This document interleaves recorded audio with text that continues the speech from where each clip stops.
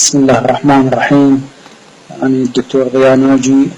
الموضوع اللي أشرحه هو موضوع يتعلق بصحة اللاعبين الرياضيين والأشخاص العاديين. الكثير يشعر بالصداع المستمر والتعب العام وبتسوس الأسنان وضعف العظام وأمراض كثيرة والسرطانات. هذا يعني أن درجة الحموضة بالجسم مرتفعة. إذا ارتفعت درجة الحموضة بالجسم فإنها تسبب الضعف العام، أن الشخص يشيخ أسرع من العمر الزمني والوظيفي، والجسم يكسب الدهون ويتجه باتجاه السمنة، وكذلك أنه تقل المناعة بالجسم.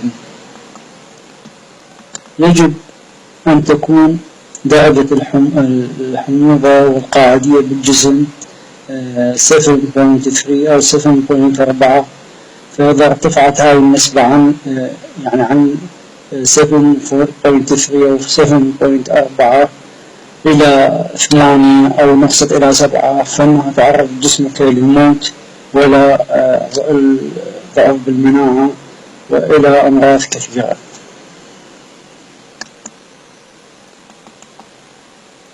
الأغذية اللي تسبب الحموضة بالجسم هي الأغذية الصناعية، المبيدات الحشرية، المشروبات الغازية، مشروبات الطاقة الصناعية، الحلويات الصناعية، العصائر بجمعها الصناعية، الأطعمة المعلبة، والسكريات والكيماويات والأدوية والتبغ والإشعاعات والكحوليات. جميع هذه تسبب ارتفاع بالحموضية والقاعدية بالجسم.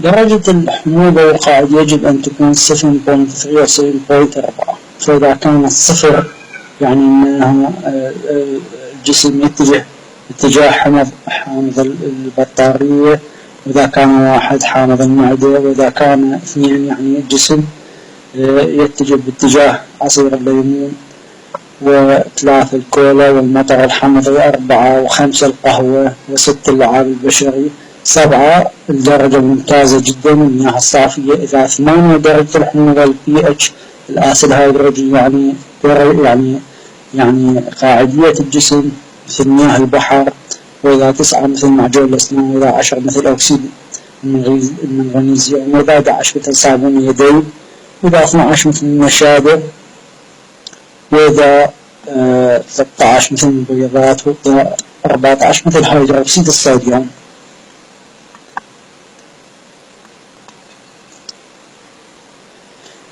مثال، إذا يعني الكأس الواحد من الكوكاكولا يحتاج إلى 33 كأس من الماء حتى يعادل يصل إلى 7.3 أو 7.4.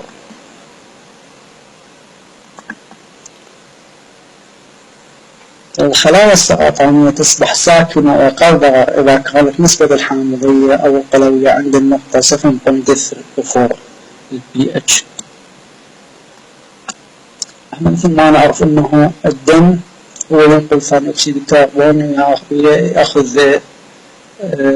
ينقل الاكسجين ويأخذ ثاني اكسيد الكربون من الخلايا، بالاضافة الى ينقل البروتينات والسكريات والاحماض الامينية.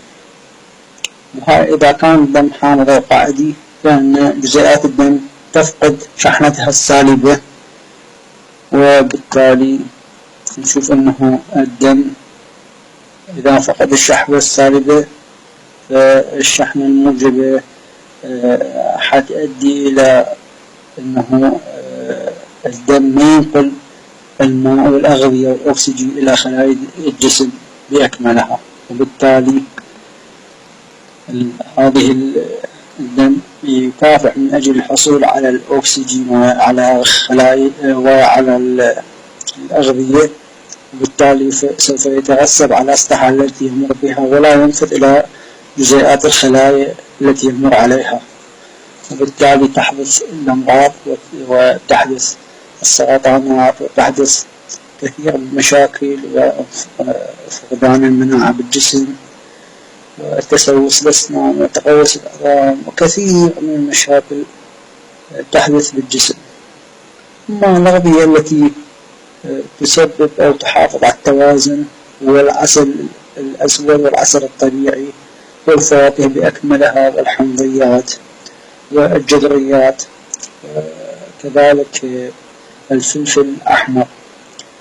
درجة الحموضة 7.3 مهمة جدا للجسم لتجنب الأمراض والمحافظة على الجسم. شكرا جزيلا دكتور ريان وجيه، مدرب اللياقة البدنية السابق منتخب بالعراقي. السلام عليكم ورحمة الله وبركاته.